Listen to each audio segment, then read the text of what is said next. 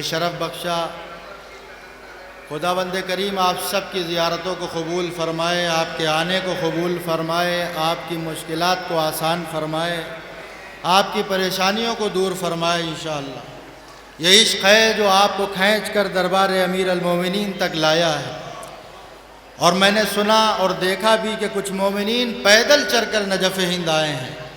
کیوں؟ اس لیے کہ محبت علی ماؤں نے گھٹی میں گھول کر پلائی ہے، لہذا یہ محبت ہے جو ہمیں کھینچ کر نجف ہند لے کر آ گئی۔ ایک صلوات پڑھیں عظمت آل محمد۔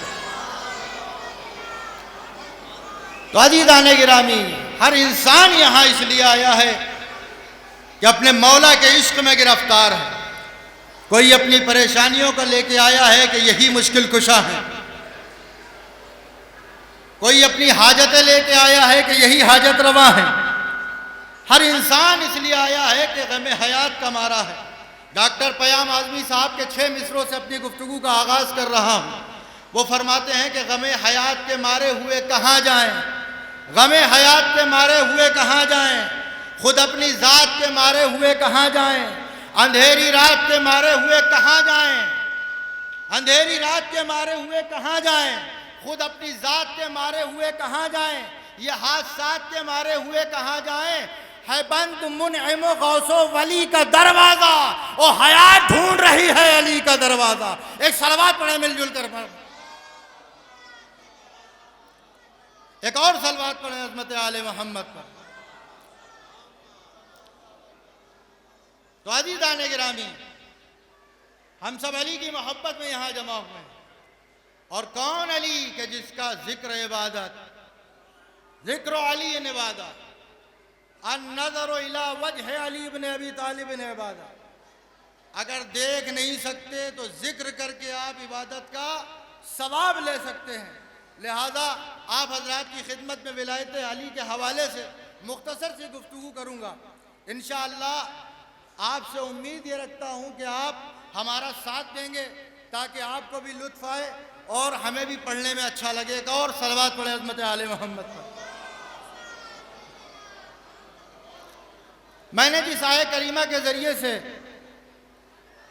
اپنی گفتگو کا آغاز کیا وہ قرآن مجید کی مشہور و معروف آیت کریمہ ہے کہ سورہ مائدہ میں 55ویں آیت میں اللہ رب العزت ارشاد فرما رہا ہے، انما ولیکم اللہ ورسولہ والذین آمنوا الذین یقیمون الصلاۃ ویؤتون الزکاۃ وہم راکعون۔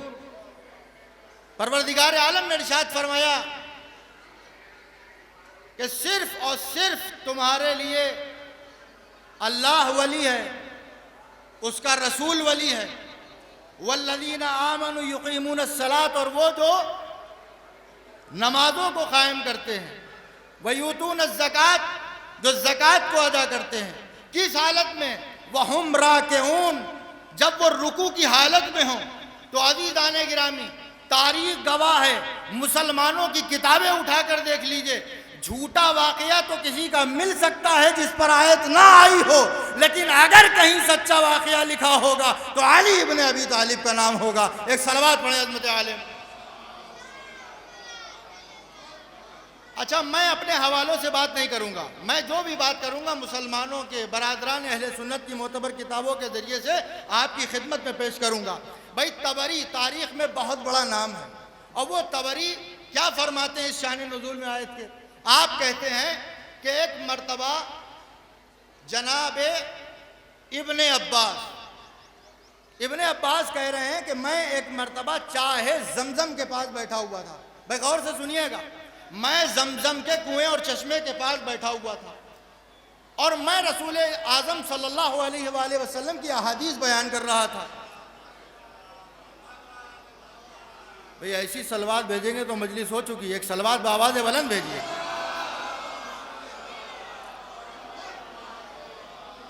تو عزیزان گرامی، کہتے ہیں کہ میں زمزم کے چشمے کے پاس، کنویں کے پاس بیٹھا ہوا تھا۔ ابن عباس کہہ رہے ہیں، طبری تحریر فرما رہے ہیں کہ رسول اعظم کی احادیث بیان کر رہا تھا، ان کے قول بیان کر رہا تھا، ان کی باتیں بیان کر رہا تھا۔ اسی اثناء میں نے دیکھا کہ ایک شخص امامہ لگائے ہوئے وارد ہوا ہے، اور جو اپنے چہرے پر نقاب ڈالے ہوئے ہے.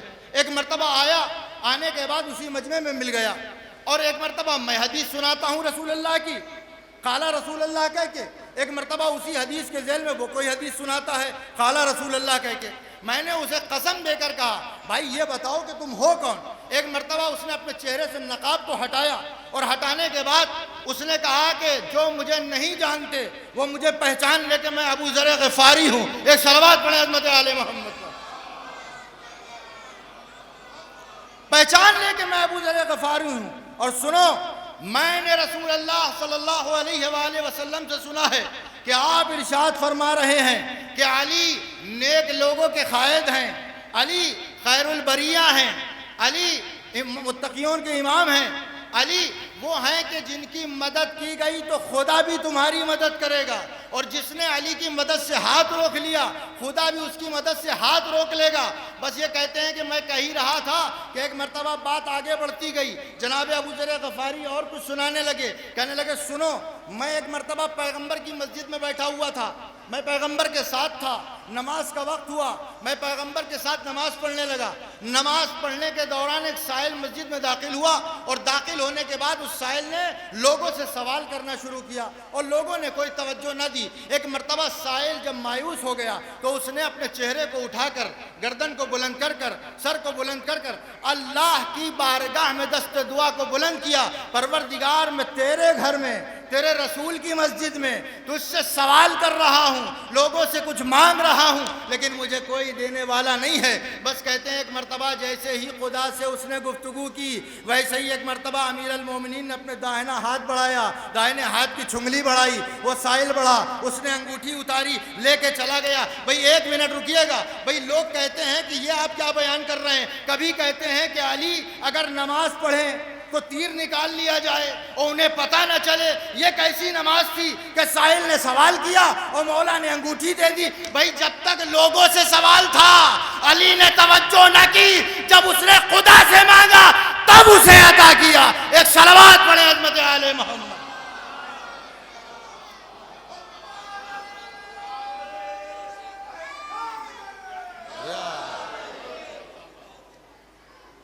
جب اس نے خدا کی بارگاہ میں دست دعا بلند کیے تب علی نے دے کے بتا دیا. اچھا میں آپ کو مثال دے دوں, میں آپ کی خدمت میں مثال دے دوں. ہمارے مجتہدین علماء عرفاء ان کے واقعات آپ نے سنے ہوں گے, پڑھے ہوں گے. ابھی اس وقت موجودہ حالات میں, زمانے میں کچھ ہمارے مراجع کے بارے میں لکھا ہوا ہے اور لوگوں نے کہا ہے, انٹرنیٹ کے اوپر موجود ہے, اور علماء کے ذریعے سے ہم سب تک وہ واقعات پہنچے ہیں کہ جو ابھی بھی ہیں. میں کسی کا نام ابھی نہیں لے رہا ہوں. کہتے ہیں کہ نماز پڑھنے کے لیے مصلی عبادت پر آئے, اور آنے کے بعد کہتے ہیں کہ یہ دیواریں جو تسبیح کر رہی ہیں وہ میں سن رہا ہوں, یہ زمین جو تسبیح کر رہی ہے وہ میں سن رہا ہوں, یہ درخت جو تسبیح کر رہے ہیں میں سن رہا ہوں, یہ اطراف کے خلائق جو تسبیح کر رہے ہیں وہ میں سن رہا ہوں. بھئی ہر چیز تسبیح کرتی ہے نا. یسبح للہ ما فی السماوات و ما فی الارض الملک القدوس العزیز الحکیم, یعنی ہر شے تسبیح کر رہی ہے. اب جب تسبیح کر رہی ہے تو وہ کہہ رہے ہیں میں سن رہا ہوں. میں ایک گناہگار ہم جیسا اگر اپنے اندر اتنا بدلاؤ, انقلاب, چینجنگ لائے, تقوی پرہیزگاری سے زیور سے آراستہ ہو جائے, تو اس کے اندر یہ قوت ہے کہ خلائق کو سننے لگتا ہے, اور اگر اللہ سے لو لگائی جائے تو خوابوں کی باتیں لوگوں کو بتا دیتا ہے کہ ہمارا جواب وہی ہے جو تم نے خواب میں دیکھا. اما یہ ہم جیسے لوگوں کا مسئلہ ہے, اور وہ علی ابن ابی طالب ہیں, ان کے پاس جو کچھ ہے وہ ادھر سے ہے, وہ خود بھی وہیں سے, ان کا علم بھی وہیں سے. اب اگر اللہ کی بارگاہ میں دست دعا بلند کی جائے گی تو جواب بھی علی کی طرف سے ملے گا. ایک صلوات پڑھیں عظمت آل محمد.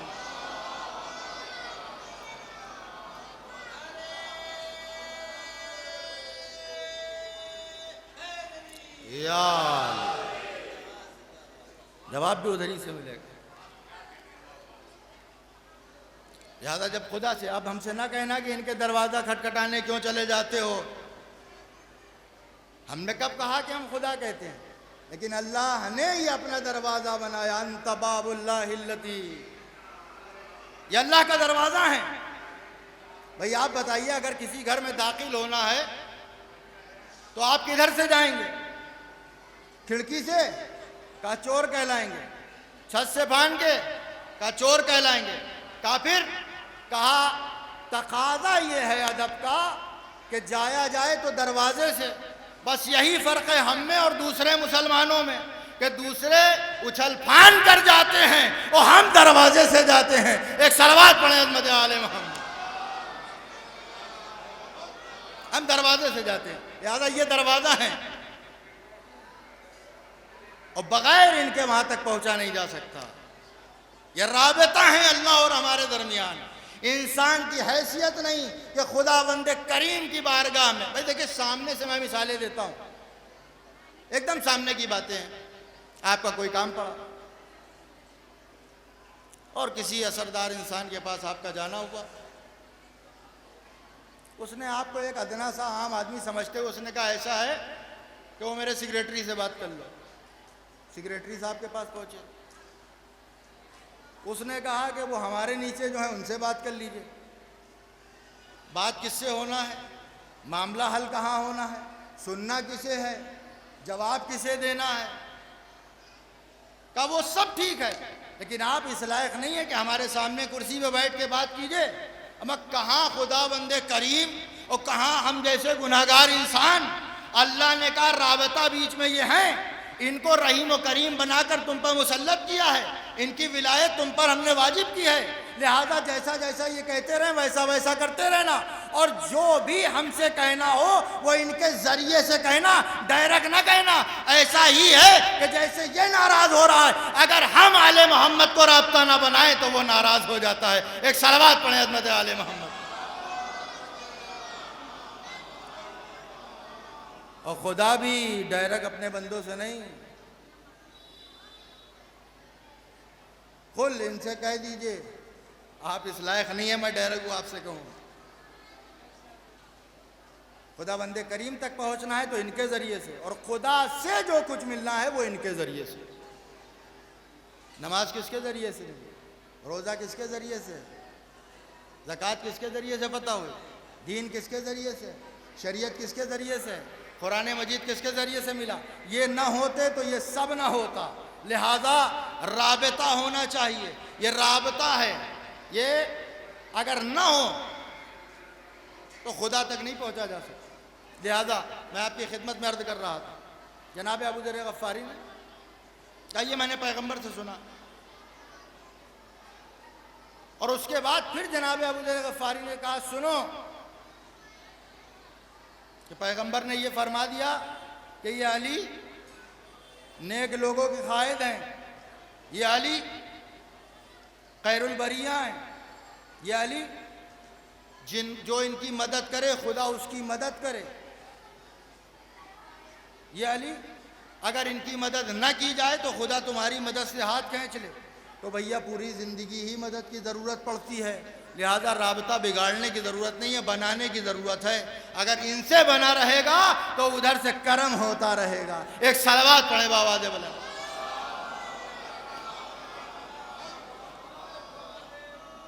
اس کے بعد جناب ابو ذر غفاری نے فرمایا کہ میں پیغمبر کی مسجد میں تھا، میں نے دیکھا کہ یہ ہوا، پیغمبر نے دعا فرمائی، اللہ کی بارگاہ میں ہاتھوں کو بلند کیا اور فرمایا پروردگار جو میرے بھائی موسیٰ نے تجھ سے باتیں کی تھیں، دعا کی تھی، کلام کیا تھا، وہی کلام کو میں دہرا رہا ہوں۔ میری زبان، میری روح کو وسعت، میرے کلام کو پر اثر، میری زبان کی گرہ کھول دے، میرے سینے کو کشادہ کر دے، اور اس کے علاوہ آپ جناب موسیٰ سے بھی زیادہ دعائیں بڑھنے لگی۔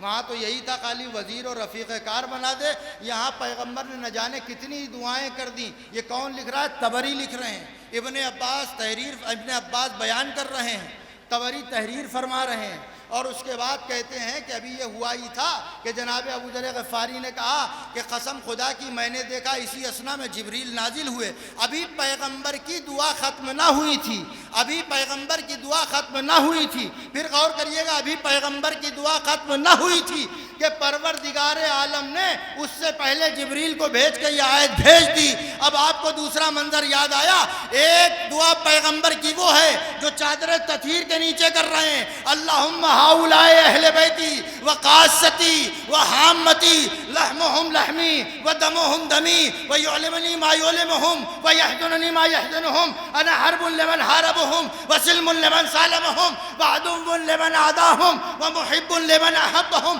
انہم منی وانا منہم فاجعل صلواتک وبرکاتک ورحمتک ورضوانک، یعنی ساری دعائیں کر دی، سارے اوصاف بیان کر دیے۔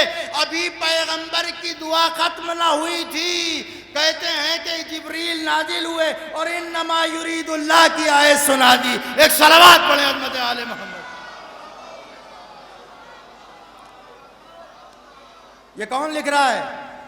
ہم نہیں لکھ رہے ہیں، برادران اہل سنت کے وہ اکابرین، وہ بڑے بڑے علماء طبری جیسے لکھ رہے ہیں، سبط ابن جوزی جیسے لکھ رہے ہیں۔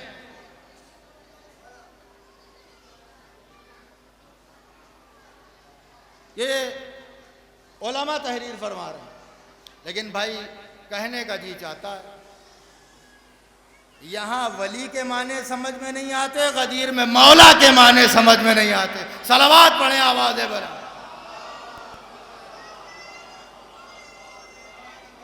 اب یہ ولایت میں ولی کے معنی کچھ اور ہو جائیں گے، اور غدیر میں دیکھیں یہ ولایت ایک ایسا مسئلہ ہے کہ جس میں آپ کی کبھی ہار نہیں، دشمن کی کبھی جیت نہیں، آپ کبھی زیر نہیں، دشمن کبھی زبر نہیں۔ آپ دوسروں سے جب گفتگو کرتے ہیں تو آپ کسی مسئلے کو نہ اٹھایا کیجئے، شہزادی کی شہادت کو نہ اٹھایا کیجئے، کسی مسئلے کو نہ، سب کو چھوڑتے ہوئے ایک مسئلہ ولایت کا اٹھایا کیجئے اور ولایت کی دلیلیں دیا کریے۔ اور دلیلیں کہاں سے دیا کیجئے؟ جو ہمارے بھائیوں نے اپنی کتابوں میں لکھی ہیں، اور پھر اس پہ ولی کے معنوں میں، مولا کے معنوں میں جو ان کی طرف سے استدلال ہے اس کو پیش کیجئے، اس کا رد جو آپ کی طرف سے اسے پیش کیجئے۔ عزیزان گرامی یاد رکھیے، اگر وہ آپ سے ہار نہیں پائے گا تو آپ سے جیت بھی نہیں پائے گا۔ اب دیکھیے میں نے یہ کیوں کہا ہار نہیں پائے گا؟ دیکھیے کبھی بھی جاہل سے جواب جاہل باشد خاموشی، آپ خاموش رہیے، خاموشی اس کا جواب ہو سکتی ہے، تھوڑی دیر بول لے گا، لیکن عزیزان گرامی اس کی جیت نہیں ہے ولایت کے موضوع پر، اس لیے کہ ہمارے یہاں علماء نے اتنی قربانیاں دی ہیں اس ولایت کے لیے کہ آج پوری دنیا کو معلوم ہے کہ اگر اللہ کی ولایت، رسول اللہ کی ولایت ہم تک پہنچتی ہے تو علی کے ذریعے، حسن کے ذریعے، حسین کے ذریعے، اس دور میں امام زمانہ کے ذریعے۔ ایک صلوات پڑھیں آوازیں بلند۔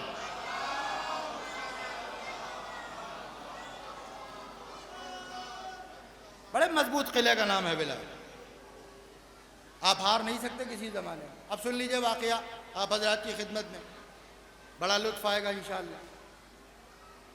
شیخ مفید علیہ الرحمہ تاریخ شیعیت کے علماء میں بہت بڑا نام ہے، سب جانتے ہیں۔ کتنا بڑا نام ہے؟ حضرت حجت بقیت اللہ الاعظم کہہ رہے ہیں میرا بھائی، اس عالم کو کہہ رہے ہیں حضرت میرا بھائی۔ توقیات مبارک کس کے نام لکھ رہے ہیں؟ شیخ مفید کے نام۔ یہ ہے شیخ مفید۔ یہ شیخ مفید کہتے ہیں ایک مرتبہ میں بغداد میں ایک مسجد میں گیا، برادران کے بہت بڑے عالم تھے اس زمانے میں، قاضی صاحب جن کا نام تھا قاضی عبدالجبار۔ قاضی صاحب بیٹھے ہوئے درس دے رہے تھے، طلاب کرام جمع تھے، طالبان علوم دینیہ گھیرے ہوئے تھے۔ کہتے میں بھی جا کے وہاں چوکٹ پہ بیٹھ گیا۔ دیکھیے یہ ہے عالم کی شان، عالم کی شان ہے کہ یہ اپنے علم کو سب جگہ جھاڑتا نہیں پھرے گا کہ میں بہت بڑا عالم ہوں، اور کہیں کسی نے مولانا حجت الاسلام آیت اللہ نہ لکھا تو ناراض ہو جائے گا۔ یہ ہیں صاحبان علم کہ جو کہتے ہیں کہ جو کچھ ہے اللہ کے لیے ہے، جا کے بیٹھ گئے. آج ہمارے جیسا ہوتا تو جب تک اسٹیج پہ جگہ نہ ملے ناراض ہو کے واپس چلا جائے. ایک صلوات پڑھی عظمت آل محمد.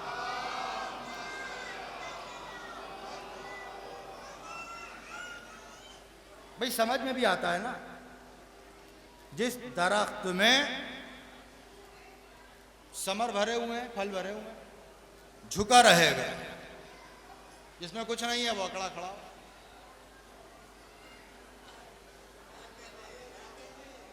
وہ تھے عالم, جا کے چوکھٹ پہ بیٹھ گئے. بھائی سنیے غور سے, جب ساری گفتگو ہو گئی, اس میں بھی آپ کے لیے ایک پیغام کہ عالم آگے آگے بڑبڑ نہیں کرتا, ہر ایک سے پہلے بولا دے نہیں, بلکہ دیکھے ان کی بات تمام ہو جائے, اس کے بعد عقل و فہم کے ترازو پہ تولے, اور تولنے کے بعد پھر بولے. ایک صلوات پڑھی عظمت آل محمد.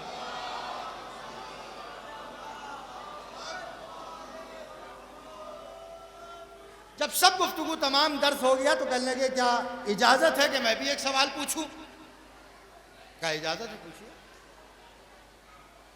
کہ یہ بتائیے کہ من کنتو مولا ہو فہذا علی مولا کی جو حدیث ہے وہ صحیح ہے؟ کہنے ہاں بالکل صحیح ہے.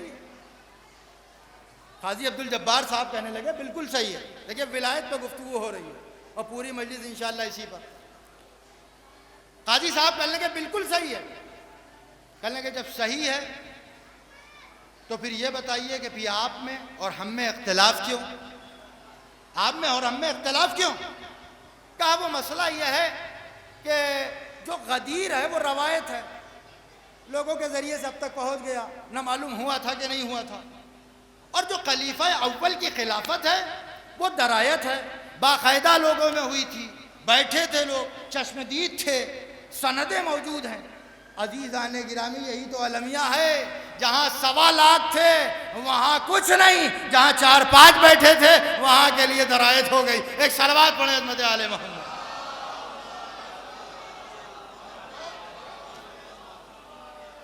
سوا لاکھ والا مستند نہیں ہے, یہ جو چند لوگوں نے خود ساختہ بنایا ہے یہ. اچھا کہا ایک بات اور بتا دیجئے کہ پیغمبر نے ارشاد فرمایا یا علی سلموں کا سلمی و حربوں کا حربی, یہ صحیح ہے کہ غلط؟ کہا یہ درایت ہے, پیغمبر نے خود بیان کیا, اصحاب نے خود سنا اور تحریر فرمایا, درایت ہے. کہا یہ بتائیے تو پھر جو جنگ جمل میں ان کے مقابلے میں آئے, بھئی آپ نے غور نہیں کیا. ایک صلوات پڑھی آواز بلند. بھئی جملے کو ایسا سننے کا حق نہیں تھا. بھئی کہا کہ اگر پیغمبر نے فرمایا علی تم سے صلح مجھ سے صلح ہے, تمہاری جنگ ہماری جنگ ہے, اس کا مطلب یہ ہے کہ آپ جو جمل میں آئے ہیں وہ کس کے مقابلے میں آئے ہیں؟ یعنی پیغمبر کے مقابلے میں آئے ہیں. اب یہ بتائیے پیغمبر کے مقابلے میں آنے کے مطابق یہ روایت ہے کہ درایت؟ کہتے ہیں یہ تو آنا ان کا درایت ہے, بالکل ثابت ہے. کہا لیکن آپ کو معلوم نہیں انہوں نے توبہ کر لی تھی. کہا یہ بتائیے ان کا توبہ کرنا روایت ہے یا درایت؟ ایک صلوات پڑھے آوازیں بلند.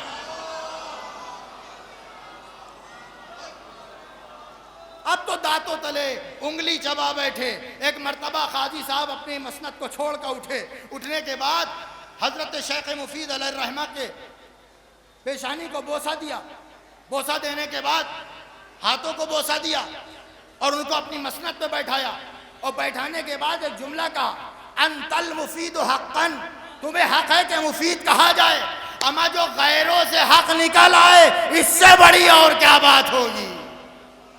ایک اور صلوات پڑھے بابا جب. دیکھیے جو دشمن تعریف کر دے وہ اس سے بڑی اب کوئی بات نہیں ہو سکتی. کہتے ہیں اسی دن سے شیخ مفید کو شیخ مفید کہا جانے لگا. غور فرمایا آپ نے, یہ علی کی ولایت ہے. شیخ مفید کے زمانے میں وہ نہ ہارے, آپ کے زمانے میں آپ نہ ہاریے گا. ایک صلوات پڑھیے بابا دے بنا.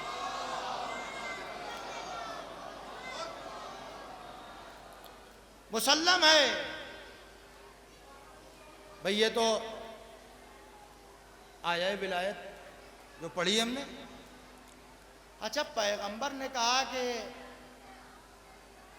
ابھی بھی اگر تمہیں اس آیت کے بعد علی کی ولایت کو قبول کرنا دشوار ہے تو میں اب پوری طرح سے خلاصہ ہی کر دیتا ہوں. چلے بھائی سب کہاں جا رہے ہیں؟ اللہ کے گھر عبادت کرنے، حج کرنے. ہو گئی اللہ کی عبادت، لوٹنے کا وقت ہوا، آ رہا ہے قافلہ. آ گئے جناب جبرائیل، اور جب آتے ہیں تو وہ کچھ نہ کچھ خطرناک لاتے ہیں مسلمانوں کے لیے. ایک صلوات پڑھیے آواز سے.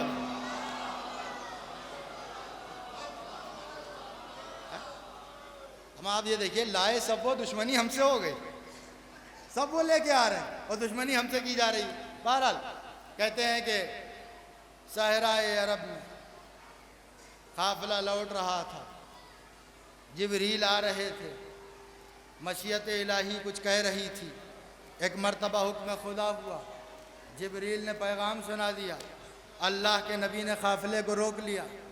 قافلہ روکنے کے بعد لوگوں نے کہا رہے بہت پبلک آگے جا چکی ہے. پیغمبر نے کہا ان کو بلا کے لاؤ. کہا بہت لوگ پیچھے ہیں، کہا ان کا انتظار کر لیں گے. اب سمجھے غدیر کس کا نام ہے؟ شیعوں کو آپس میں لڑنے کا نام نہیں ہے، بلکہ غدیر اس نقطہ اعتدال کا نام ہے. اگر اس سے آگے بڑھ جائیے تو بھی ہلاکت، پیچھے رہ جائیے تو بھی ہلاکت. صلوات پڑھے بآواز بلند. اور مسلمانوں کو بھی چاہیے کہ جھگڑوں میں نہ پڑیں، آئیں در علی مرتضیٰ پر، اور آنے کے بعد ان کی ولایت کو قبول کر لیں. جیسے ہم مداحی کرتے ہیں، جیسے ہم محبت کا دم بھرتے ہیں، جیسے ہم عاشقی کا دم بھرتے ہیں، ویسے ہی تم بھی آؤ اور آنے کے بعد اس تفریق کو مٹا دو. قسم خدا کی مسلمانوں کے ماتھوں پر جو یہ بدنامی کے شیرے سجے ہوئے ہیں یہ اتر جائیں گے. روک لیا پیغمبر نے، اور جب روک لیا ایک مرتبہ تو ایک لمبا چوڑا خطبہ.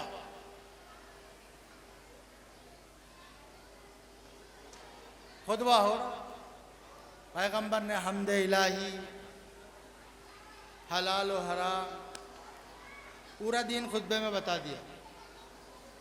کہا دین سن کے جا کہاں رہے ہو؟ بنیاد تو سنو، بنیاد تو سنو. بھائی دیکھیے امام صادق علیہ السلام نے ارشاد فرمایا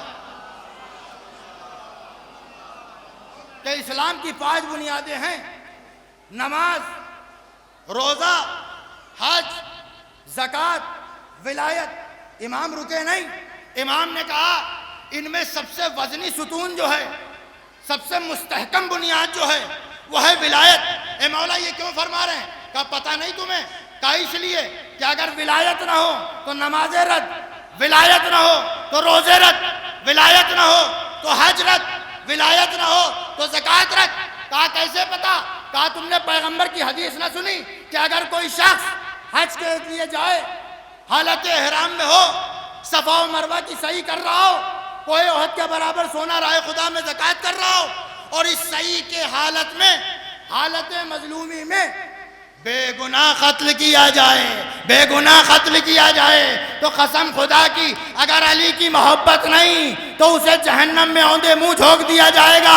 اب سمجھ میں آیا کہ اگر ولایت نہ ہو تو یہ 5 ستون بنیادوں کو ہلا دیں گے اور عمارت کو متزلزل کر دیں گے. ایک صلوات پڑھیں آوازیں.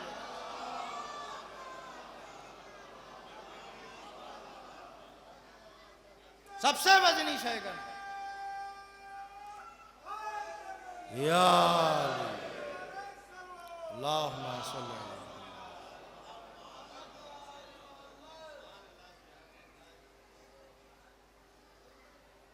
پیغمبر نے روک لیا.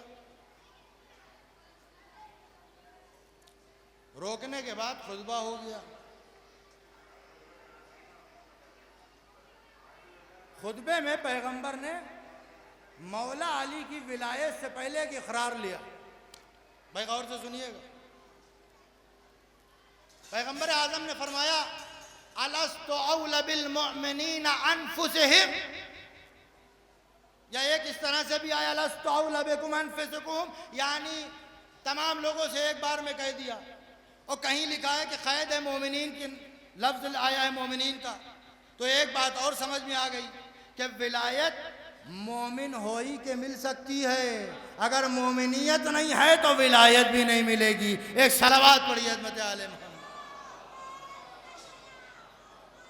الست اولیٰ بالمؤمنین انفسہم. کیا ولی خدا وہ ہوتا ہے کہ جس کے اختیار میں اپنے وجود کو پیش کر دیا جائے. الست اولیٰ بالمؤمنین انفسہم یعنی رسول کہتے ہیں یہ کرو تو کرو, یہ نہ کرو تو نہ کرو, یہ کہو تو کہو, یہ نہ کہو تو نہ کہو, بیٹھو تو بیٹھو, کھڑے ہو تو کھڑے ہو. یعنی رسول اللہ جو حکم فرمائے وہ کیا ہے؟ ولایت. اللہ جو کہے سرپرستی, نبی جو کہیں سرپرستی. علی کی ولایت کا مطلب خالی یہ نہیں ہے عزیزان گرامی, بہت معذرت کے ساتھ, آپ سب عاشق اہل بیت ہیں, آپ سب علی کے محب ہیں, آپ سب علی کے عاشق ہیں, اور انشاءاللہ ہم سب کا شمار ان کے عاشقوں میں محشر میں بھی ہو. لیکن عزیزان گرامی, ولایت صرف نعرے لگانے کا نام نہیں ہے, بلکہ اپنے وجود کو ولی خدا کے اختیار میں دینے کا نام ہے. ہم چاہتے تو ہیں کہ ہم غلام خنبر ہوں, ہم چاہتے تو ہیں کہ غلام سلمان ہوں, ہم چاہتے تو ہیں کہ غلام ابو ذر ہوں بھیا, لیکن یہ کہنے کے باوجود ان کی غلامی سے کیا حاصل کیا یہ اگر تمہارے پاس ہے تو واقعاً تم ان کے عاشق بھی ہو, ان کی ولایت میں بھی ہو. ایک صلوات پڑھیں بآواز بلند.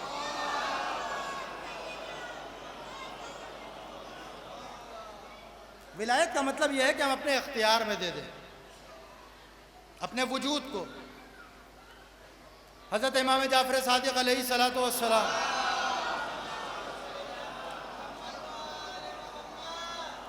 آقا بیٹھے ہوئے ہیں, شاگردوں کی اصحاب کی بزم سجی ہوئی ہے. آنے والے نے سوال کر لیا, یہ بتائیے کہ یہ آپ جو تذکرہ کر رہے ہیں سلمان فارسی, سلمان محمدی, کہیے میں نے خوب سنا ہے آپ لوگوں سے, لیکن کتنی امپورٹنٹ شخصیت ہے جو آپ حجت خدا امام کائنات ہو کے نام لیا کرتے ہیں. کہا پہلے تو احترام سے نام لو, سلمان محمدی, فارسی نہیں, سلمان محمدی. اور سنو کیوں؟ کہا اس لیے کہ ان میں 3 خصوصیات پائی جاتی تھی, 3 خصوصیات پائی جاتی تھی, اور ان 3 خصوصیات میں سب سے پہلی خصوصیت ہی یہی تھی کہ وہ اپنی خواہشات پر امیر المومنین کی خواہش کو مقدم رکھتے تھے, اپنی خواہش پر رسول اللہ کی خواہش کو مقدم رکھتے تھے. ہم کیوں نہیں بن پا رہے ہیں غلام سلمان و ابو ذر, غلام خنبر؟ اس لیے کہ ہماری خواہش ہے کچھ اور وہ چاہتے ہیں ہم سے کچھ اور. لیکن ہم بنیں گے تب کہ جب ہم وہ چاہیں گے کہ جو وہ چاہتے ہیں. ایک صلوات پڑھیں مل جل کے محمد.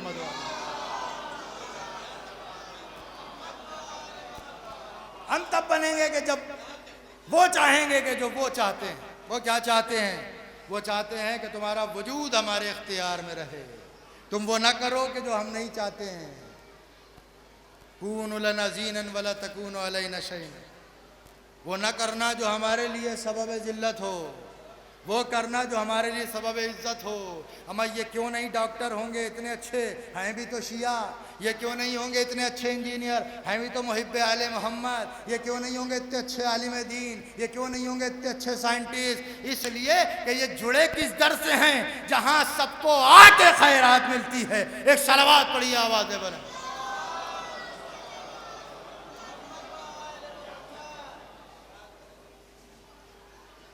جہاں سب کو علم کی خیرات, ثقافت کی خیرات, شجاعت کی خیرات, ہر چیز کی خیرات اس دروازے پر. بس عزیزان گرامی, یہ ولایت اس شے کا نام ہے کہ جس کے ذریعے سے ہم اور وہ ولی خدا کنیکٹ رہیں, رابطے میں رہیں, ایک دوسرے سے مربوط رہیں. وہ کیا چاہتا ہے یہ ہمیں ہر لمحہ معلوم ہے. ہمارے زمانے کا جو ولی خدا ہے, ہم تو کہتے ہیں مولا آ جائیے, اللہم عجل ولیک الفرج، مولا کب آئیں گے؟ مولا ظلم اتنا ہے، مولا عدل کہیں نہیں ہے، مولا انصاف کہیں نہیں ہے، پریشانیاں ہی پریشانیاں ہیں، مشکلات ہی مشکلات ہے، رزق ایک دم ختم ہو چکا ہے، ہر انسان پریشان ہے اپنے مصائب و آلام میں، مولا کب آئیں گے؟ مولا فرما رہے ہیں جب تم ہمارے آنے کا اہتمام کر دو گے، یعنی تم اپنے آپ کو ایسا بنا لو کہ پھر تمہیں کہنا نہ پڑے کہ آپ تشریف لے آئیے، بلکہ میں دیکھوں کہ تمہیں ضرورت ہے، خدا مجھے اذن دے گا اور میں تمہارے درمیان آ جاؤں گا۔ ہم دیکھیں کہ آج ہم ان کی ولایت میں ہیں یا نہیں ہیں، اس لیے کہ وجود ہمارا ان کی ولایت میں تب ہوگا کہ ہماری آنکھیں ان کی ولایت میں ہوں، ہماری زبان ان کی ولایت میں ہو، ہمارے ہاتھ ان کے ولایت میں ہوں، ہمارے قدم ان کی ولایت میں ہوں، ہمارا دل ان کی ولایت میں ہو، ہمارا ذہن ان کی ولایت میں ہو، یہ ہمارا وجود وہ کرے جو وہ چاہتے ہیں، لیکن ہم کیوں ان کی ولایت میں نہیں جا پا رہے ہیں؟ اس لیے ہماری آنکھیں وہ دیکھتی ہیں جو وہ نہیں چاہتے، ہمارے ہاتھ وہ کرتے ہیں جو وہ نہیں چاہتے، ہمارے قدم وہاں جاتے ہیں جہاں وہ نہیں چاہتے، ہمارا دل وہ چاہتا ہے جو وہ نہیں چاہتے، ہماری خواہشات وہ ہیں جو ان کی خواہشات نہیں، یعنی ہمارا وجود سراپا ان کی مخالفت کر رہا ہے۔ تو جب مخالفت ہو رہی ہے تو امام کیسے تمہیں اپنا لیں؟ لہذا ضرورت اس بات کی ہے ولایت کو خالی زبان پر نہ رکھا جائے، بلکہ ولایت کے مفہوم کو سمجھتے ہوئے علی کی ولایت کو، ائمہ کی ولایت کو، امام حجت کی ولایت کو اپنے اوپر اگر تمہیں قائم کرنا ہے تو ایسے ہوگی کہ اپنے وجود کو ان کے حوالے کر دو، مولا آپ کیا چاہتے ہیں بس آج سے وہ کریں گے جو آپ چاہیں گے۔ ایک صلوات پڑھیں آواز دے۔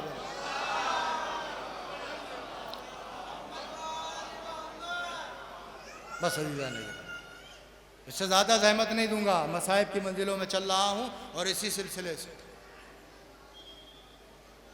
یہ ولایت ہے علی بن ابی طالب علیہ السلام کی، کہ جس کے لیے امام معصوم نے ارشاد فرمایا کہ اگر تمام بشریت علی کی ولایت و محبت پر جمع ہو جاتی تو اللہ جہنم کو خلق ہی نہ کرتا، لیکن ہوا کیا؟ روایات آپ نے پڑھی ہیں، دعائے ندبہ پڑھتے ہیں، ترجمہ سنتے ہیں، دعائے ندبہ میں یہ فقرے موجود ہیں، الگ بھی روایات میں ملیں گے۔ کیا ہوا؟ ادھر سے ہادی پہ ہادی آتا رہا، ادھر سے دشمنی پہ دشمنی ہوتی، اور امت اس طرح دشمنی پہ تل گئی کہ ان کو جو ان کی مدد کرے، جو ان کی مانے، جو ان کی سنے، جو ان کے اصحاب ہیں، جو ان کے عاشق ہیں، ان کو کسی کو تہ تیغ کیا گیا، کسی کو دیواروں میں چن دیا گیا، کسی کی گودی میں اس کے بچے کو ذبح کیا گیا، کسی کو جلا وطن کیا گیا، یہ ان کی محبت میں۔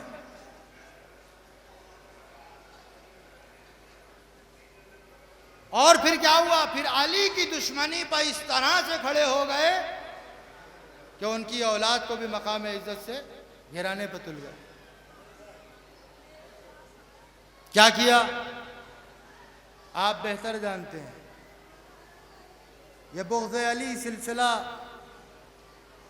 در سلسلہ چلتا رہا،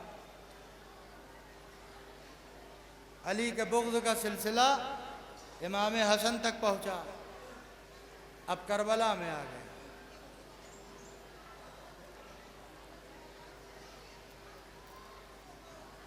اور جب یہ سلسلہ کربلا میں آ گیا، عزیزان گرامی روایت کے جملے آپ حضرات کی خدمت میں پڑھوں گا۔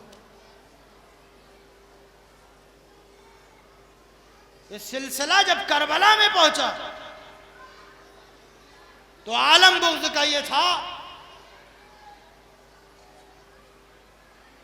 کہ اگر بنی ہاشم میں سے کسی کو قتل کیا جاتا تھا تو کہا جاتا تھا علی کا بدلہ لینا ہے تو اس پر حملے کرو۔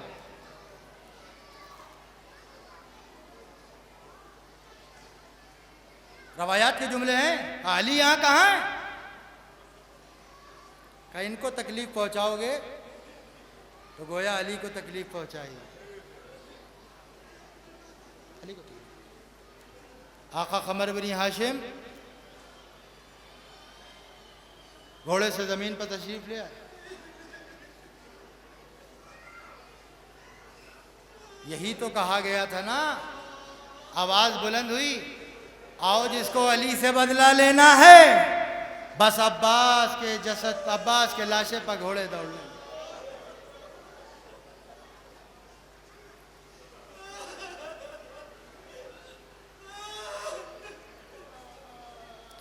علی کا بغض کربلا میں، اور جب خود سرکار سید الشہداء نے پوچھا تم مجھے کیوں قتل کرنا چاہتے ہو، تو یہی جواب ملا تھا، بغضاً لأبی، آپ کے باپ کے بغض میں آپ کو قتل کر رہے ہیں۔ بس عزیزان گرامی، یہ امام حسین تھے جو میدان کربلا میں امتحان دے رہے تھے اور وہ بغض پہ آمادہ تھے۔ کبھی حسین عباس کے بازو لاتے تھے، کبھی خون میں ڈوبا ہوا علم لاتے تھے، کبھی جوان کی لاش پہ جا کے بیٹھے۔ عزیزان گرامی، آپ نے یہ تو سنا ہے نا کہ حسین سے اکبر کا لاشا نہ اٹھتا، تو عزیزان گرامی اٹھتا بھی تو کیسے؟ ایک مرتبہ روایت میں یہ لکھا ہے نا کہ جب لائے تھے تو سینے سے سینہ ملا ہوا تھا، پیر زمین سے قد دے رہے تھے۔ وہیں روایت میں یہ بھی لکھا ہے کہ علی اکبر کو جہاں سے اٹھاتے تھے، ارے جسم کا وہ حصہ ہاتھ آ جاتا تھا، بنی ہاشم کے بچوں آؤ۔ جزاکم اللہ، خدا آپ کو کوئی غم نہ دے سوائے غم آل محمد کے، سوائے غم سید الشہداء کے، حسین ابن علی کے صدقے میں آپ کے غموں کو دور فرمائے۔ سنیے عزیزان گرامی، حسین مظلومیت کی حالت میں اپنے ننھے سے شیرخوار کو لے کر میدان میں آ گئے۔ اے قوم جفاکار، اگر تمہاری نگاہوں میں میں خطا کار ہوں تو یہ بتاؤ کہ اس ننھے سے بچے نے کیا خطا کی ہے؟ عزیزان گرامی، آج کسی بھی مذہب و مسلک کا انسان ہو، جتنا بڑا دشمن کیوں نہ ہو، اگر آپ یہ کہیے کہ میرا ننھا سا بچہ پیاسا ہے، شاید آپ بھی کہیے گا تو آپ کو بھی پانی پلا دے گا، لیکن ہائے کربلا، ارے پانی تو نہ دیا، سنسناتا ہوا سہ شعباتی ننھی سی جان، ارے باپ کے ہاتھوں پر منقلب ہو گیا۔ ماں نے دیکھا آپ نیا میں اس لگا بھی نہیں ہو نہار، ارے میرے بلال تیرے جیسے بچے نہر کیے جاتے ہیں۔ بس عزیزان گرامی، حسین نے یہ امتحان بھی دے دیا، علی اکبر کی لاش کو لا کے خیمے کی پشت پہ دفن کر دیا۔ بس عزیزان گرامی، ابھی ظلم ختم نہ ہوا، ابھی کربلا میں بغض ختم نہ ہوا۔ ایک مرتبہ آواز آئی، ارے سارے شہداء کے لاشوں سے سر کاٹ لیے گئے، وہ ننھا سا بچہ جو حسین کے ہاتھوں پہ تھا،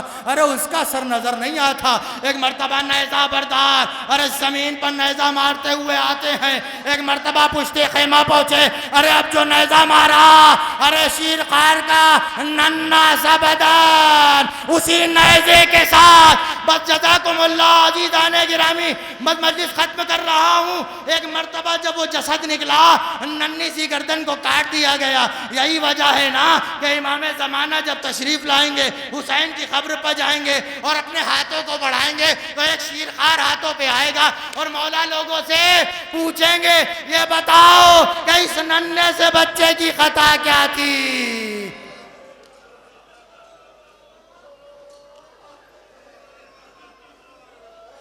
جزاکم اللہ، جزاکم اللہ، خدا آپ کو کوئی غم نہ دے۔ میں نے مجلس کو تمام کر دیا، اب حسین نرغہ اعداء میں اکیلے گھرے ہوئے ہیں۔ کہیں سے نیزہ آتا ہے، کہیں سے برچھی آتی ہے، کوئی تلوار لے کے بڑھتا ہے۔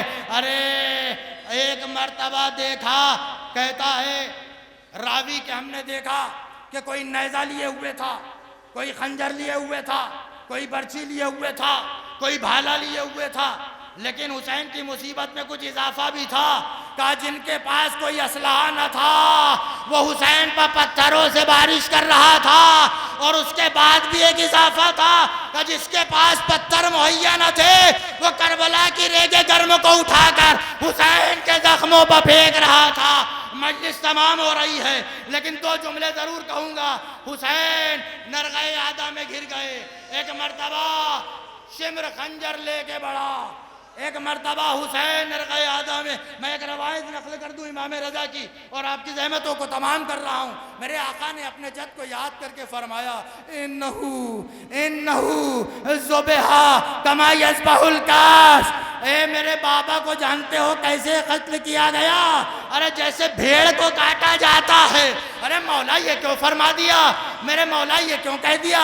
میرے مولا یہ آپ نے کیوں فرمایا؟ سنیے، ایران کے ایک عالم دین کی میں نے مجلس میں خود سنا ہے، آپ فرماتے ہیں کہ جانتے ہیں مولا امام رضا نے کیوں فرمایا کہ یہ حسین کو بھیڑ کی طرح کیوں قتل کیا گیا، کیوں ذبح کیا گیا؟ کہا سنیے، کہا بکری جو ہوتی ہے اس کی جلد نازک ہوتی ہے اور آسانی سے کٹ جایا کرتی ہے، لیکن بھیڑ کے جو بال ہوتے ہیں، جو جلد ہوتی ہے وہ سخت ہوتی ہے، تو چھری چلانے میں ذرا زحمت ہوتی ہے اور اس ذبیحے کو بھی زحمت ہوتی ہے۔ بس عزیزان گرامی، مجلس ختم ہو رہی ہے، گریہ میں کمی نہ کیجیے گا۔ کہتے ہیں، سنیے، وہ عالم دین کہتے ہیں کہ عرب کا ایک دستور تھا زمانہ جاہلیت میں، ایک چھوٹا سا گوسفند پالتے تھے، ایک چھوٹا سا بھیڑ کا بچہ پالتے تھے اور اس کی پرورش کرتے تھے، اور جب وہ بڑا ہو جاتا تھا تو ایک دائرہ بناتے تھے، دائرہ حلقہ بناتے تھے۔ حلقہ بنانے کے بعد لوگوں کو بلایا جاتا تھا، لوگ آ جاتے تھے اپنے اسلحے لے کر، کسی کے پاس تیر ہے، کسی کے پاس نیمچا ہے، کسی کے پاس خنجر ہے، کسی کے پاس تلوار ہے، کسی کے پاس نیزہ ہے، کسی کے پاس برچھی ہے، اور سب لوگ اس جانور کو مارتے تھے۔ ارے کوئی بعید نہیں، اس لیے کہ جس زمانہ جاہلیت میں اپنی بیٹیوں کو دفنا دیا جائے، وہ جانور کے ساتھ یہ سلوک کرے تو کوئی بڑی بات نہیں ہے۔ بس عزیزان گرامی، ایک مرتبہ کہتے ہیں، سنو، جب وہ جانور بڑا ہو جاتا حلقے میں رکھتے، حلقے میں رکھ کر اس پہ وار کرتے، اور جب تک وہ مر نہ جاتا اس پر بارش ہوتی رہتی، اس پر وار ہوتے رہتے۔ بس اب سمجھے کیوں کہا مولا نے انہو ذبح یذبح الکبش، ارے میرے جد کو ایسے ذبح کیا گیا جیسے بھیڑ ذبح کیا جاتا ہے۔ الا قتل الحسین بکربلا وعلا ذبح الحسین بکربلا وسيعلم الذين أي منقلب ينقلب إنا لله وإنا إليه راجعون۔